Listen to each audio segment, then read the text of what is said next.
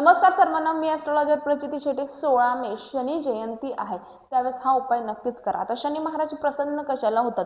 ज्यावेळेस तुम्ही दुसऱ्यांची सेवा करता त्यावेळेस शनी महाराज नक्कीच प्रसन्न होतात. शक्य झालं तर अर्थात अपंग व्यक्तीची सेवा नक्कीच करावी, अंध विद्यार्थ्यांची सेवा नक्कीच करावी, अंध व्यक्तींची सेवा नक्कीच करावी. जे काही तुम्हाला शक्य आहे एखाद्याची सेवा करणं ती नक्कीच करावी. तसेच दान, आपल्या शास्त्रामध्ये सांगितलेलं आहे सर्वात श्रेष्ठ काय आहे तर दान करणे. यथाशक्ती यथाभक्ती जे काही तुमच्याने शक्य होतं ते नक्कीच दान करा. यामुळे आयुष्यामध्ये सकारात्मक ऊर्जा नक्कीच प्रवेश करते, अडकलेली कामं पूर्ण होतात. तसंच शनी अमावस्या आहे, प्रत्येक अमावस्याला मी सर्वांना सांगत असते काही ना काहीतरी जे तुम्हाला शक्य होतं ते एका गरीब व्यक्तीला नक्कीच दान करायला सुरुवात करा.